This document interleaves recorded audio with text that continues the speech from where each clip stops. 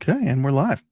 All right, everybody. I'm Cody Green, delivery manager here at Flatiron School, here today with Bradford Wilke, and we're going to talk about cybersecurity. But first, Bradford, tell us a little about yourself, how you got into cyber, and your background. Yeah, thanks, Cody. I'm 30 plus years into cyber.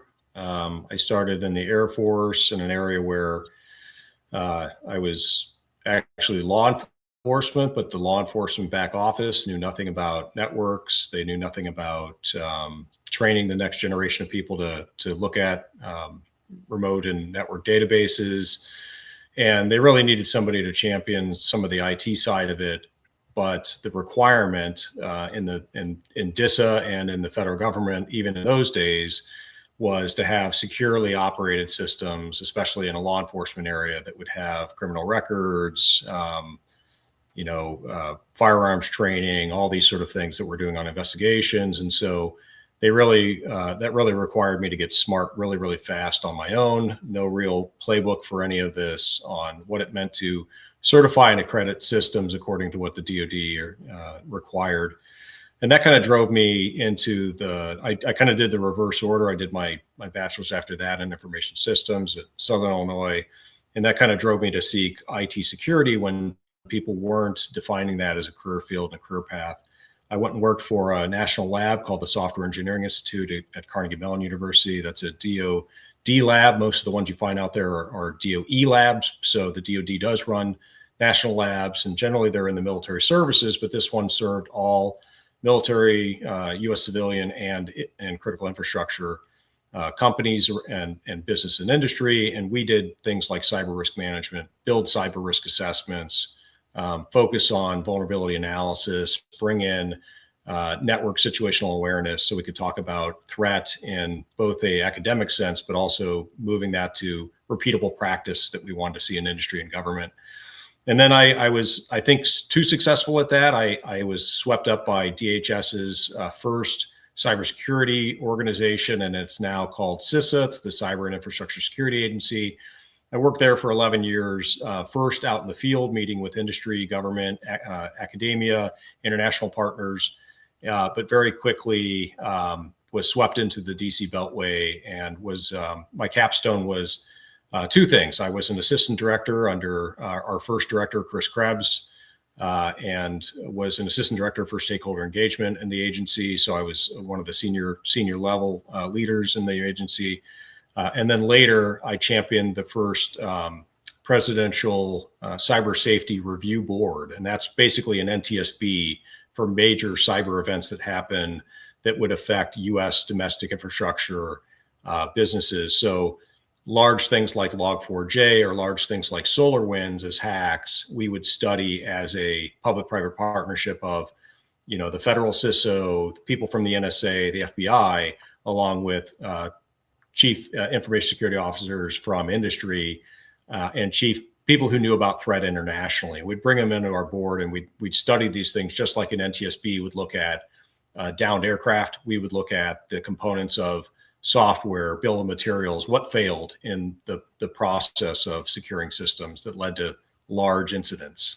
So my capstone was that. And then I moved to industry for a couple of years, worked for a global manufacturing company, and really stood up some of their OT security practices. I think we'll talk a little bit about that as an area of where does cybersecurity fit into organizations, and kind of worked on architecture, OT security, and kind of areas I had not really had as challenges before. Awesome. Amazing. It's a long career, and excited to touch on some of these things, starting here with where cybersecurity really fits into these organizations. So starting with that, where do cybersecurity roles typically sit within medium to large organizations? Yeah, I mentioned how my role kind of worked through organizations, but I would say I was on the research and advisement. Typically we're talking about cybersecurity, at multiple layers of an organization, what we're talking about it operationally, right? So you have operational teams that are embedded in IT. They may be security operations teams sitting and really looking for the incident or the vulnerability or the threat to come around the corner, and they might sit under a threat and vulnerability manager or SOC manager. but they also might sit up with some of the corporate areas like governance and compliance. And so security can sit there with, identity and access management teams or regulatory teams, and they can really sit there next to corporate risk pretty closely. So we find it all layers, right? At the system and network administration layer is security administrators and engineers. And the architecture area is really looking at standards of practice and what the baseline that should be met in the benchmark kind of areas of measurement. And then we look at it in these identity and trust kind of areas, right? Operationally as well. You can't find an area now that there's not a stratus of positions, which means there's a really exceptional sort of, when I had it, when I sort of entered, you could be a couple things and you were kind of cut in a certain way. And if you didn't want to do one of those, well, then cybersecurity wasn't what you were going to do. And now I think that the career paths that you can blaze are really not indefinite, but they are varied and various. And a good example would be manufacturing companies that I just came out of, right? You're going to see operations technology used to be a bunch of engineers knowing ladder logic and things like that. And now you're going to find robust people who need to look at that code, look at those devices that don't have a huge IT stack to them. They're running manufactured processes, they're building widgets, they're doing telemetry on valves and things like that. You can see them in water, healthcare, transportation, manufacturing. And we have to wrap those things with security ideas and security practices. And we really haven't tuned operations to kind of be that embedded in the manufacturing floor and what it looks like. And so you find them there as liaisons to these engineers, or you find them on the requirements end trying to build the next thing with security in mind, built in, not bolted on, right, is what we say. In larger organizations, you might find a CISO structure, right? They have an entire apparatus of organization, training and awareness, identity management, threat and vulnerability management, security operations, architecture. And so there might be, a silo, if you will. And even there, you might find them diffuse out into the company with the CISO having a core, a sort of center of gravity, if you will, for security personnel. And then they sort of have liaisons like they do in the military. They have this thing called an information system security officer. And that's a liaison outside of the CISO organization that really sits close to the business so that it aligns day to day with the practices and needs of the business. So you find those things kind of all over. I think there's one last area we see it today where the role sits, and that is there's such a proliferation of cybersecurity providers these days. Think CrowdStrike and other organizations.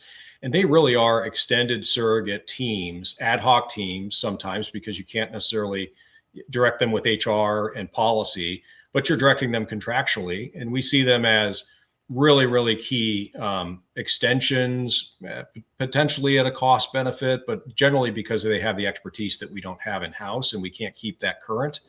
But they are absolutely part of the team, and they sit generally in some reporting structure to operations, but you can see them in architecture areas too. You might have to farm out what's the next generation of automation that we want to see in a warehouse. What's the next generation of healthcare automation that you might see in a clinical practice. So really there are many, many layers to where we see these things. And I think we're going to talk about like, how do you put your hands around that, right? As a manager, right?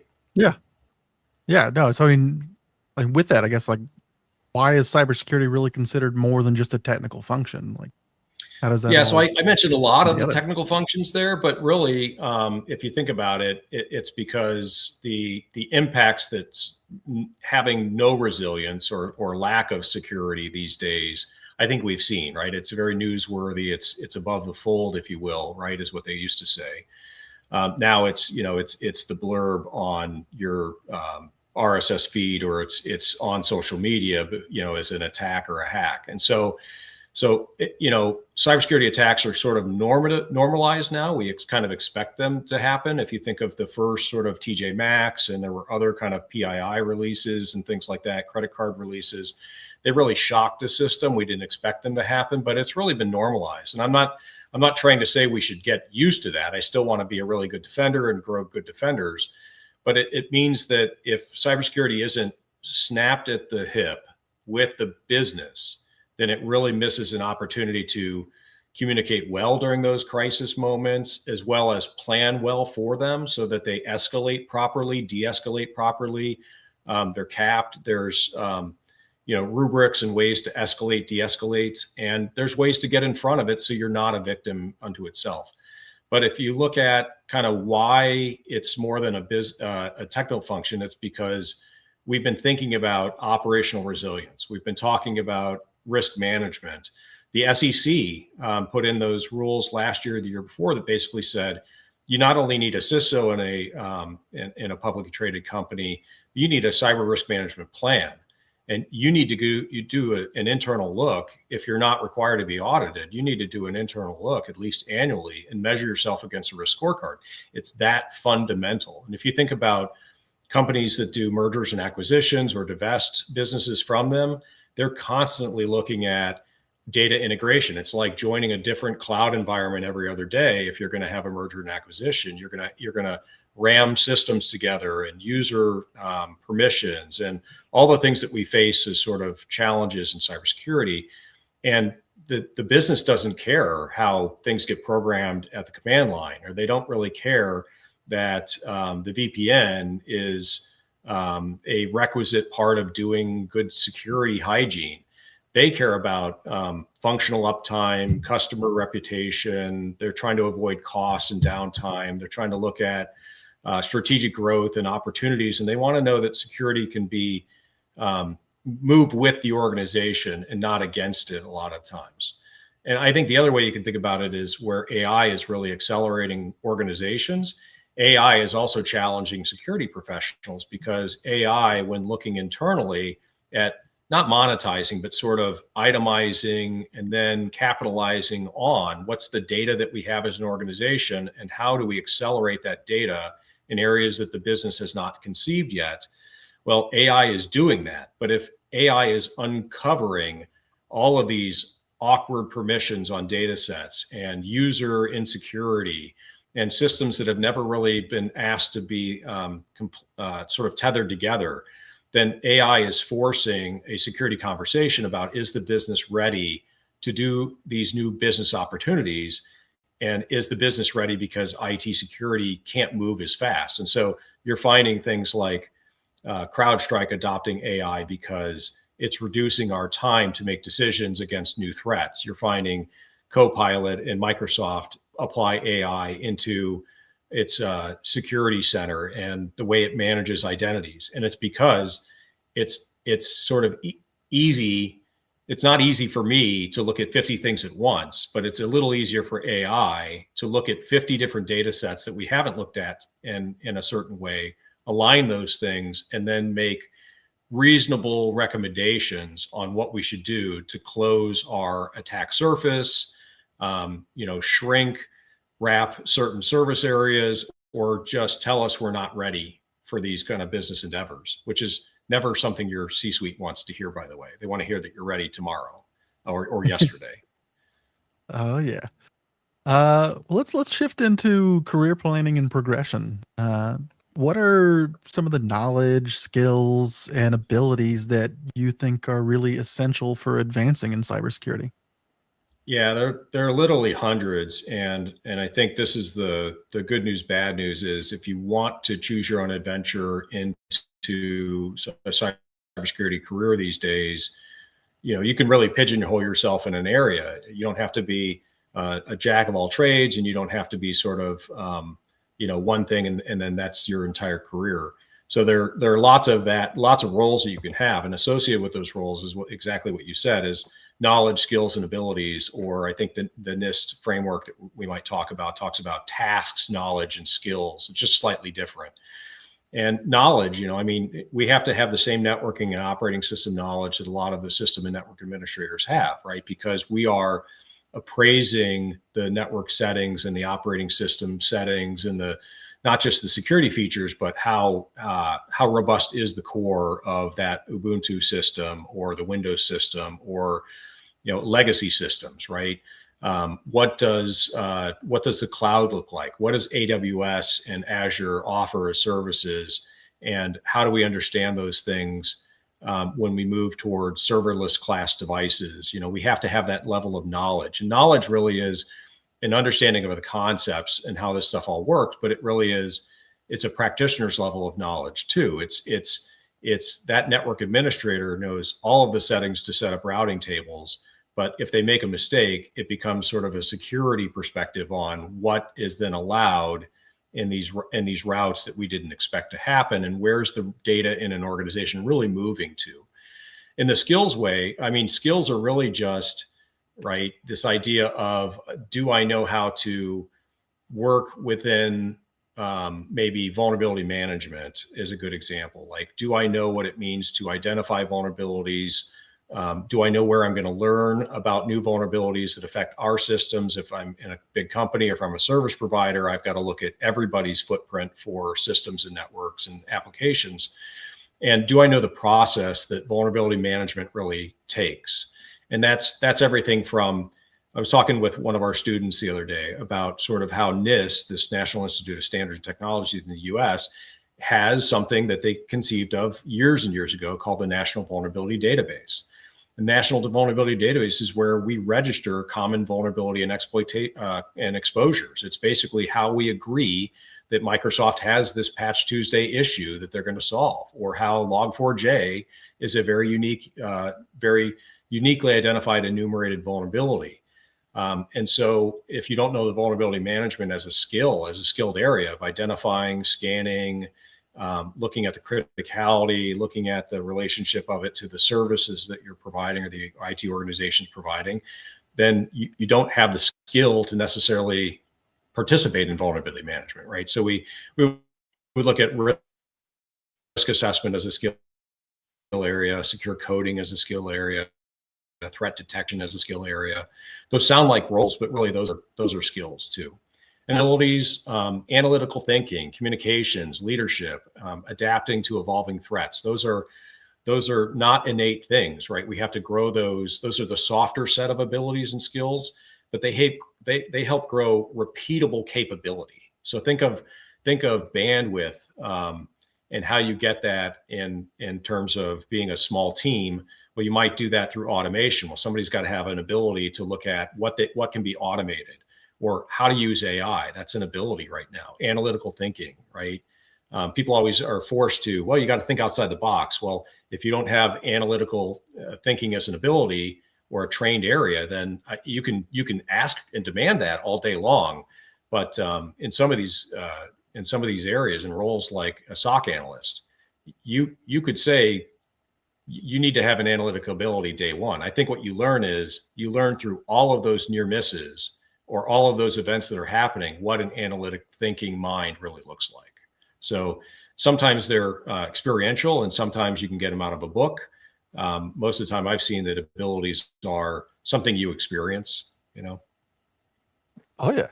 No, I mean, I think of the communication part there too is just like translating these technical topics that we were working on to non-technical stakeholders, as well as like explaining to somebody that's maybe on the finance side why we have to invest in something and why it's really important that we do this, right? Yeah, absolutely. I mean, there's cyber insurance isn't new, and it's actually on the decline, I think, because there's a lot of people who said we never really got to actuarial tables about what's the frequency of an event of a DDoS or a compromise like we see in identity management like SolarWinds.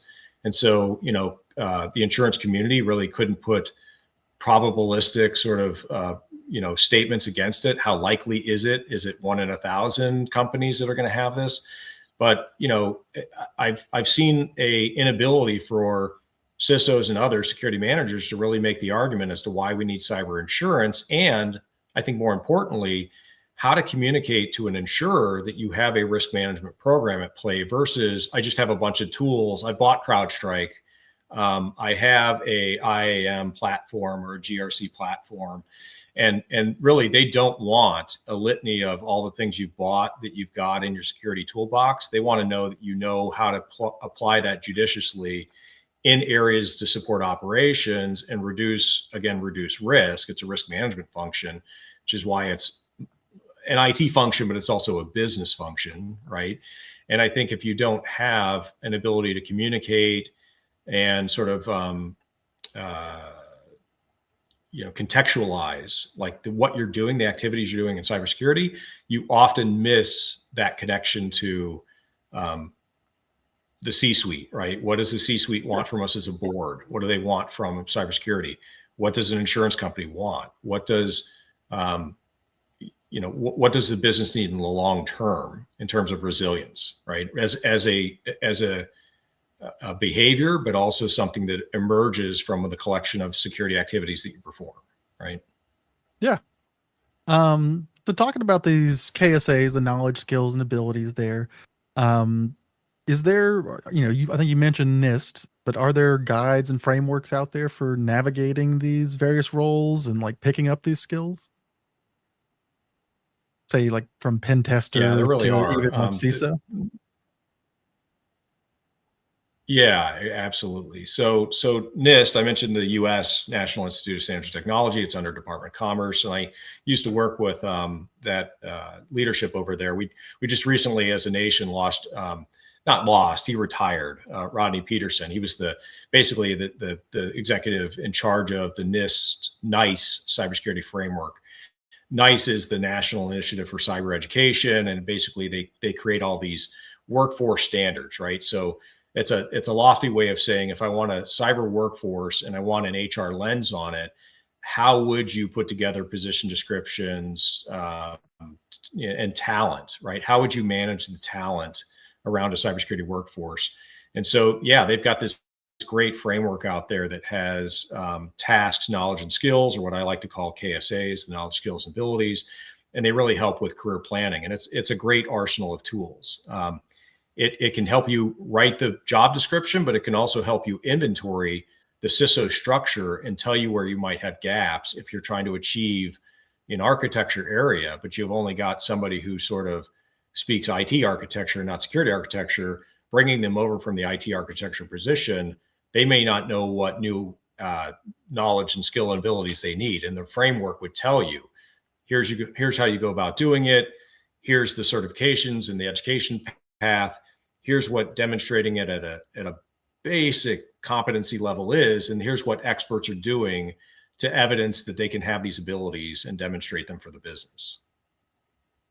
So is it like a choose your own adventure kind of tool, or is this like a thing that just really like helps you map out what you want your career path to be?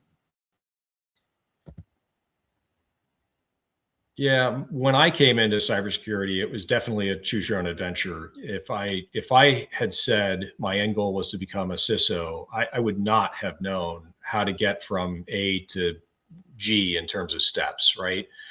But now the NICE framework, this National Initiative of Cybersecurity Education, has really broken down, kind of like the MITRE ATT&CK framework, which is another one for people to look at if they haven't looked at it. It kind of talks about the kill chain and what we see attacks patterns follow.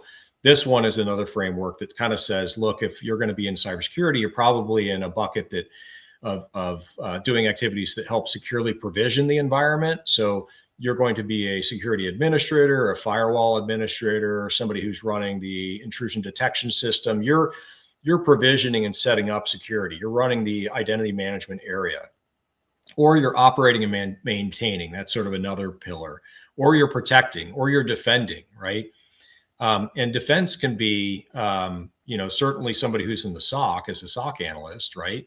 But, sometimes when you move defense from reactionary to, proactive, you get these protection types of things, right? You can see with a CrowdStrike-like capability, right? I think, again, just as an industry example of a leader out there, you can get ahead of it because CrowdStrike is helping you somebody has taken the bullet and we've all learned from it. And so we never have to, we never have to worry about being the victim the second time around. We sort of all benefit from CrowdStrike, right? This kind of cloud or crowdsourcing kind of idea of cybersecurity, right? If it works on one of us, we're now immune against it because we've seen a victim before. or we've seen that type of thing before and we can get in front of it because it fits a pattern. So yeah, the NIST framework allows you to say, am I going to be in a career that helps me, or a role in an organization that helps me be one of those provisioners, maintainers, protectors, defenders, responders? And it kind of breaks down then a path. And I guess a good example would be, if you want to move from an incident response role to a cyber defense manager or a cyber security manager, it would show you the sort of path that you need to take. And it would show you that as you do that, these sort of KSAs are re-emphasized in the next position. And oh, by the way, you got some gaps that you got to close. So there might be training, certifications, Flatiron, right? Courses you need to take, right? That help get you and close that gap. And I don't think any cyber defender ever sort of loses the knowledge, skills, ability, right? But certainly when we think of expertise versus sort of walking around knowledge, if you're trying to follow a certain career path, you need to know how to direct your experiences and your training and your certification path, your badges these days, right, to achieve the next step up and the next level up, right? Yeah. I mean, I guess that also kind of leads in there, like, how important are these certifications? Are these just another pathway that professionals level up in cybersecurity, or is that something that folks should really focus on as well as the NICE system and following these guides? Yeah, I mean, I've been a really proponent of certifications, right? They sort of level an organization's understanding of the exposure you've had to different security domains and topics.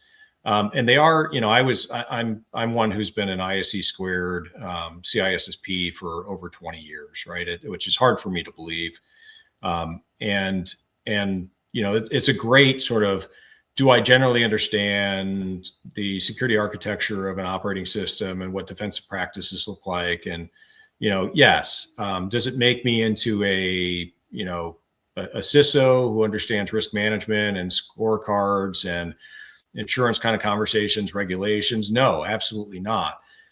Does it make me into a SOC analyst? Absolutely not. But it gives me enough education when there wasn't formal higher education, post-secondary school, that kind of stuff, or targeted certifications to really say that I have a general knowledge in the area of cybersecurity.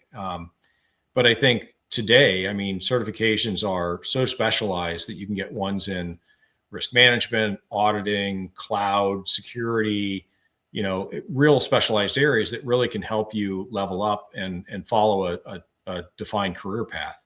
And I know we touched upon it, but I think, again, the nice thing about the NICE framework, and then we'll leave it behind, is that if I did want to say move from my year one junior SOC position today to a chief information security officer role, it would help me define a career path that might have 5 or so different roles in there. So I might move from the security analyst to a security engineer.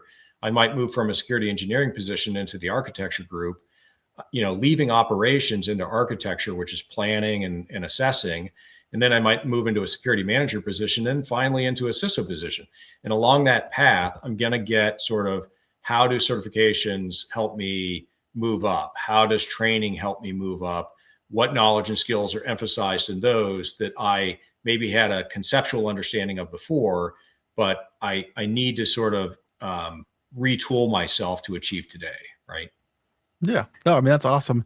I think it's just nice to have something like that for folks that are in that career path to be able to know, like, what kind of the general area of what you need to know to get into the next step. I feel like there's always traps in the professional industry where you're like, I don't really know what I need to know to be my boss, to be the person that's above them. Yeah. And bosses don't always share what they do. That is not written in their position description, right? Because there's always 50 things that don't happen day to day, but in a crisis, they have that skill and they don't necessarily teach it down. And it's not because they don't want to. I don't think we're built to do that, to replicate the same experiences and exposures and like train down. And I think that's where mentoring comes into this too. You have to seek out in these roles kind of peer mentors, leadership mentors. I think there's a huge opportunity there in our career field to do that. Awesome. Well, we'll jump here to, we got maybe one more question we'll finish it out with. Sure. Yeah. And then we may have to get you back for another one of these conversations. Sure. But if you had to leave me with one key takeaway about cybersecurity careers, what would it be? Yeah. Look, I said I mentioned I came from the CISA organization. I was in an area called stakeholder engagement. What I learned was, just like I think CISA learned operationally a couple years into my tour there, that they had this concept called the Joint Cyber Defense Consortium, the JCDC. And it's an idea that basically says, when you bring all these people that otherwise would be have competitive advantage or competition against one another, so banks and security providers and all these people who are trying to vie for, your dollar today, but in cybersecurity, they're not necessarily saying that you should fall victim to something that they know how to fix, right? So meaning that there's a power in having public-private partnership in a safe way. And I think cybersecurity careers are no different, right? You're going to have internal champions of cybersecurity only so far as you can actually find the areas of the business that don't know that they require you to provide them with uptime, availability, feeling of security and safety, a measurable way to talk to them and support a finance area, a manufacturing area, a regulatory area, any number of the business verticals that are there, but don't necessarily see cybersecurity day to day, except maybe as an impediment. You can't do this, you can't go there, you got a virus, you got to turn in that machine, whatever. I would say that cybersecurity careers really thrive when they connect technical expertise in the security practitioner with the business needs in those departments, and they find a way to embed or really get close to that area of business, learn that area of business as much as they can. I mean, I didn't want to be a financial person, and I don't want to run an ERP, an enterprise resource planning system, but I had to know what their screens looked like. I had to know where their data was. I had to know what their workflow looked like to support them. And in an incident, I can't guess at that stuff. I have to go to them with hat in hand and say, I don't exactly know what perfect or recovery looks like. Only you can tell me that. But I can tell you what we see from a systems view, and you can tell me what you need from a business process view, and we can kind of match that up. But if the first time you're meeting is in a crisis, that's too late. You need to be shaking hands, building trust, and building sort of these dialogues around what do operational outcomes that are based in cybersecurity really look like for you as in an area of business? What does operational continuity look like when crap hits the fan, right? What do you expect in terms of service? And I'll leave you one anecdote. I work with Governor John Bel Edwards down in Louisiana, and he was faced 2 weeks before the school year with 5,000 systems in 5 school districts being ransomwared in, I believe, 2019 or 20. And the question wasn't, can we provide you resources and technical expertise? It was, have those school districts and those IT people ever talked within themselves and said, out of 5,000 systems, who gets restored on day one, and what's the 5,000th system to be restored? And you better believe there are financial conversations like, can you pay your teachers? Do they get benefits? Do they have Canvas to actually deliver classes on? Which one is an operational priority when all things look like an operational priority? And if you haven't met and embed yourself with the business, then I think you've lost a lot as a cybersecurity professional and what you bring for value. And so I would just challenge everybody in their career that you have something, even SOC people as analysts, even architects, they've got something to bridge over to the business side, right? They can learn about the business and have it reflected in their procedures, right?